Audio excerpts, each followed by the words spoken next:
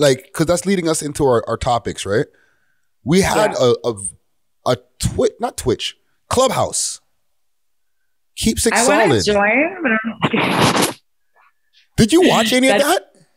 I watched some of the clips on because you guys don't understand. Like I really keep up with your guys' shit, and I watch your shit all the time, right? Like you know me. Like when we first met, who is my guy? Joe Budden.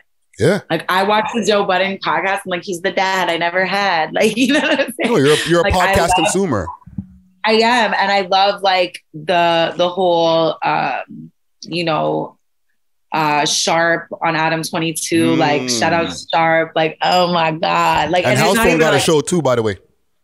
Oh, what's that? Lil House Phone, he got his own show too called Disconnected. Oh shit, okay. Yeah, I have no idea who that is. I'm so sorry. He's the black guy that be sitting there with Adam and AD. You know AD. Okay. He's always dripped out. Okay, cool. Yeah. That's dope. Yeah, like I love Adam's like whole like little thing like that he has going on, but I love that he put on Sharp. But that's like my favorite thing that he ever did, I think. And it was like Sharp. He's not always right, but like he's right. Like he's always right in a way. So he tells it like it is. I'm gonna play a few parts from this thing here. Let me see if I can pull it up here on my Instagram. From the one with Sharp?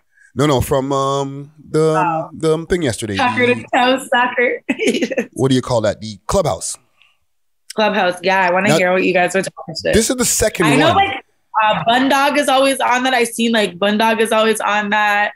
I seen you, Guttzy, like like Keepsake Solid.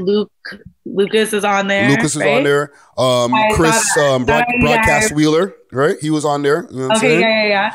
It was a big deal. They did two of them. There was one that was on Christmas Day. That was like, I think Keepsakes kind of announced it the same day, and then it was just like boom, you know, and that did well. I jumped into that one, and I think it went up to this is the one. I think around 400 or something people listening There's simultaneously. No females in this shit though. I don't want to be the only female in the group, like. But there was, but she wasn't talking. I don't know, like her name was I think Islam or something. I seen her sitting in there. Right, I remember we interviewed her for a show that we used to have on the podcast on the network once upon a time. We won't talk about that, but she was on that show, and I seen her in there, but her mic was off. She never said nothing. I'm like, I'd like to hear some of the women's opinions, but I'll play you some of the thing from yesterday. Okay. Here's the thing. Here's the thing that from what a lot of artists Christmas maybe take from that Roadrunner. Yeah, right. Oh my God, Sam G's in that too. 1111. Shout out 1111. He's a sick artist. Being entertaining. Being able to interact with your audience. Because even before Top 5 was always smoking on ops, he was on live a lot, talking to people. I wake up in the morning, Top 5's on live with... My mic is sounding impeccable, by the way. Somebody in India or wherever, he's just talking to people all the... You can't hear it? No. Hold on, let me share it. Let me share it with the sound. One moment. Sorry. I thought it was frozen. No, it's not being shared with sound. 1 second. There we go. With sound. Sorry. He did the numbers too. Okay. Now you can hear the sound, right? Here's the thing. Here's the thing that what a lot of artists need to maybe take from... Can you hear the sound now, Goodie? Yeah. Okay. Top 5. Right? Is not the whole jumping on and smoking on your ops and all that, but being entertaining. Being able to interact with your audience. Because even before Top 5 was always smoking on ops, he was on live a lot, talking to people. So you were saying like how Sam G, 1111, all these people were in there. Sam G was kind of like having a debate with the people about how it's hard to get like music out there when you have like a reputation on your back, right? And what I was saying is like, overall, you just got to be entertaining. You know what I'm saying? Yeah, no, man.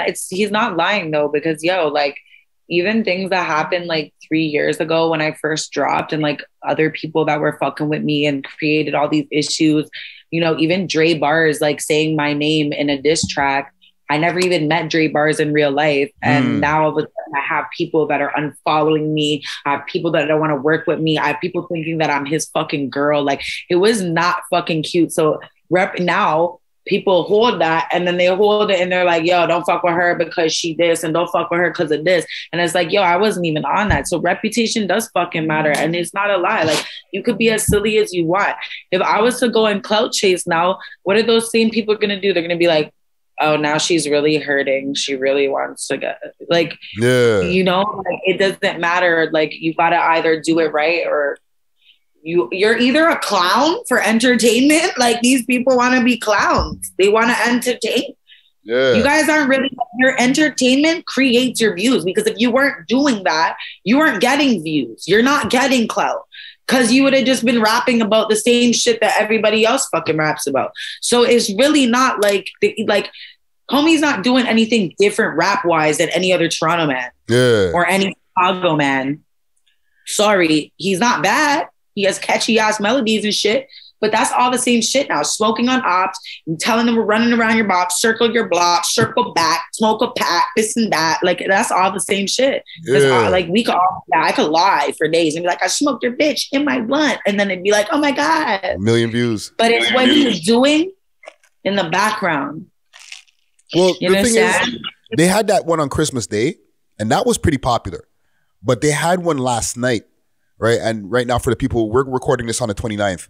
So on the 28th, they had one, and Akademiks popped into the one that popped off last night. Oh, wow. Yeah, he was in there for a while, like dropping some game. Let me see if I have a clip of where Akademiks was talking. As it relates to how U.S. labels and like hip-hop treats it, it's way more, it's probably exponentially grown 1 second here. Let me from a year ago. So that's a good place, I think, for all y'all to be in. You know what I mean? And let me share it so that you can hear it. 1 second. Boom. Boom. So the music scene. And he popped up like maybe like an hour and a half after, and the shit shot up to like 4,000 people following the page. I seen like the amount of people who were like listening in succession go up to almost 1,000. I was like, holy shit, this is bigger numbers than like American Clubhouse meetings. That's sick. That's sick. Yeah, because Sorry, say again? I was just saying we need that plug. Like, our city wants to be involved. Like, it's crazy how many people are here. Like, the states don't even realize, like, if you have fans from Toronto, you're making bare racks. Yeah. Like, there's so many people out here. Yeah. So I'll play a little piece of what Ak had to say. And this is just a little piece because he had a lot to say. We asked him a lot of different questions. As it relates to how U.S. labels and hip-hop treats it, it's way more, it's probably exponentially grown from a year ago. So that's a good place, I think, for all y'all to be in. You know what I mean?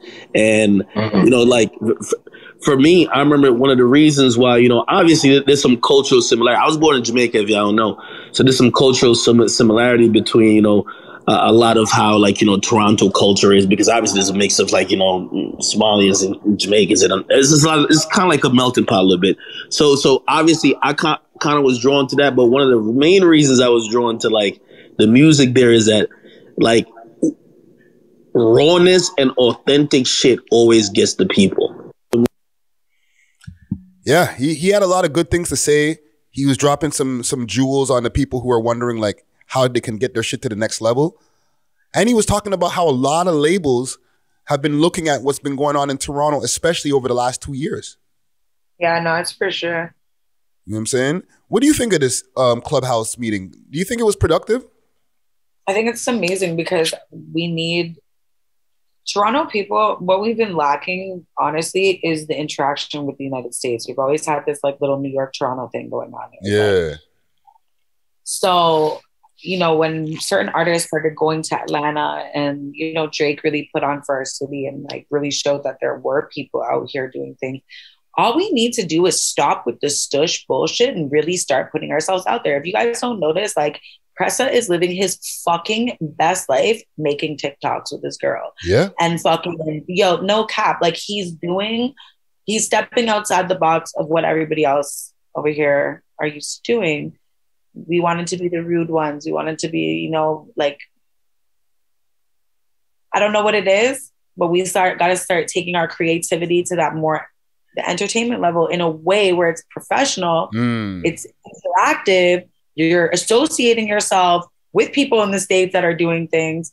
And I think this is what the Clubhouse group is doing, is because like, I'm really excited even to get into it. Like, even if I don't say anything, like I might just listen in and like, that's it, just to like get in, like involved, whatever at first, because I'd want to just listen and like see things. But like, the thing is like what it's doing is creating that everything good in business is based off what? Relationships. So what this is doing is creating relationships for us and people from the States. Like, yo, I hit up, I talked to Ak on the fucking Clubhouse, Clubhouse, and next thing you know, and and you get to be more familiar with who we are as Toronto. Like, you act like people from the States, fans, anybody can listen in now and see like, yo, we're not just some like, what do they call us? Like Canucks? Yeah. And you know it's still like, here. Like, you can still see it. Like, if you go on Clubhouse, like, it's still sitting there, right? 179 minutes. And, like, you can just go back and listen to it, share it. Like, Clubhouse has stepped the shit up now. You know what I'm saying? All right, sick. Yeah, I definitely want to get involved in, like, maybe a couple of conversations. Shout out the shorties that aren't involved. Like, where are you guys? Like, I don't understand, yo. Like, females need to be more involved. Like, we're doing so many things. Like, I think this is the thing. It's like, people in Toronto, like, everybody's a hustler. We have real lives out here. Like, the rappers out here are actually hustling. Like, don't, like, you know what I'm saying? I'm not saying they don't do that in the States, but like, it's not as like lucrative as the States out here. Like, the people in the States, they got money. Like, they're making 100 bands every month, easy. Like, on some, it's nothing, 200-300 bands. Like, you know what I'm saying? Like, it's different out there. They're dealing with a different bracket when they do make money. Different out there. It's the grind's different out there. But like, either way, we just gotta be more involved if we're really trying to create that culture and community in Canada and in Toronto. As far as like people knowing other artists other than Drake, The Weeknd, Justin Bieber, Jussie Reyes. You know what I'm saying? Yeah. Like, it would be nice for like people to be like, yo, did you hear? Like, Pressa is like, I'm sorry, like, he's the gateway. Like, he's the guy that did this. Like, he literally is that gateway for like, now his team's going to be found. They're going to find like his brother and his team and like YG, you know what I'm all saying? those guys. Like, exactly. Yeah. Like, he's that guy. So it's like more people in our city need to do like Tory Lanez, like what he did going to the States. He created a culture for himself. Yeah. He's like, that man is his own brand. Shout out Tory. That's why I didn't name him in the list of people, because Tory to me is like, he's the best artist out of Canada. But you see, like, I'm glad you mentioned him. I'm glad you fucking mentioned him, Nanna Goodie, because here's the problem. I appreciate Press. I appreciate Smiley. I appreciate all of the quote unquote underground artists. But people act like Tory Lanez has finished his mission. Like, as if he's already gone. He's gone. Like, he's made it, but he's still trying to get to that top spot. He's still trying to push to like all of the American acts to be like one of the best acts, period. Like Drake, right? Like Drake is like, like what I love about Drake is that Drake will like, he's like, yo, I know I'm it. Yeah. Like, I know I'm it. I know I'm at the top, but like, he doesn't see a ceiling. And this is what I fuck with, because that's what keeps Drake motivated, in my opinion. And like how I see with like an artist, it's like, yo, when you don't see any limits, when you say, yo, I'm already up here, but yo, it doesn't matter. Like, there's so much more I could do, because art is art. If you're a real artist, there's no limitation to it, right? And I think like Madonna needs to get the fuck off homie's dick. You know what I'm saying? Like, but that's a dope flex. That melody is a huge melody from the 80s. I'm sorry, I didn't even on gang. I didn't even talk to Tory about nothing, his sister about nothing. I literally was like, yo, when I seen this today, I woke up and seen the Madonna's cheese at him, because he's like, what the fuck, bitch? Yeah. I love you, Madonna, but your culture, your damn self, baby. Yeah, like, but don't say that. I look at the glass half full, though. Look at the flex that you, Mr. Toronto, Brampton, Canadian artist, period, got Madonna on your head top. Like, come on, fam. Yo, people should be looking at a Tory like, yo, if I can get to a Tory level, now I'm on. And he's not even completely there yet. Huh? She's rich as shit. I don't even know why she's mad. She just turned 39 again. Did you not see her? She's young as hell. But the thing is, he's got Madonna on his head top. He's got a whole case going on with Shorty. You know what I'm saying? We won't talk about that. But he was knocking her down and her friend. Like, he's from Toronto. Are people forgetting that this guy is like killing the world right now? But can you believe he got Toronto? He got Madonna. Yeah. Like, that's kind of lit still. I'm sure he like linked her and was like, look, like, I don't even know. But I'm just saying, like, give him a break. He needs a break. That was an amazing fucking album. She should be so grateful that somebody brought that back anyway. Like, Facts. That's her time. Facts. So anyway, shout out Tori for that. You know what I mean? He's my favorite artist album. And even like to bring it full circle with the Keep Six, like with a lot of these artists, a lot of the problem they're looking with a low ceiling. They're like, yo, how can I be the littest Toronto artist? When we're talking about a man who's got Madonna on his head, Drake who's like got his own worldly problems, like these guys are still from the same city. People should still be looking at them as the blueprint. You understand what I'm saying? Yeah, but mans get too tied up in polys out here still. Like, they keep on forgetting that these guys are out there like ruling the world. We should keep on paying attention to them to see what we can do to get on to that level. Pay attention. Look who's up. Sorry. Didn't fucking Pressa do a track with Tori called Canada Goosefer? Isn't that didn't they do a track? And aren't those man them up? Yeah. They knew where they were going. And I'm sure Tori was like, yo, I see Pressa's on a different way. Yeah. Yeah. Pressa wasn't, listen, what I fuck with about Pressa is that, yo, the man's keeping it real American right now.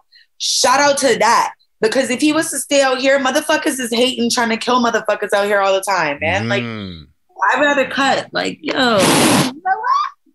Shout out to that. Yeah. Or he did the same thing. There's more going on in the States.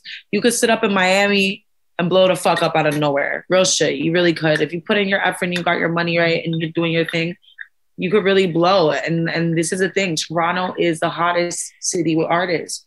You really have the best artists right now, I believe, in the world. We're like trendsetters. Everybody's saying ting, like everybody's on our fucking wave. Everybody knows about us right now. We took over the fucking the grime, and we took over the drill, and we took over, like, yo, Regin, like everybody's on us right now. And it's like, yo, if we really do things properly, I guarantee we're gonna blow. Yeah. And that's my MO. That's why I'm doing the shit that I want to do. And I'm supporting everybody. That people think that I don't like them. I'm like, yo, why would you think that? Like, oh, because of this and this. Nah, get off 2018. Yeah. Comes to 2022. Glad y'all made it to the end of this video. And if you like this video right here, we got a couple more for y'all to choose from right here. And make sure to like and subscribe, okay? And make sure to share this video to a friend and tell a friend to tell a friend to tell a friend that the We Love Hip Hop Network is the leading network in Canada. Cheer!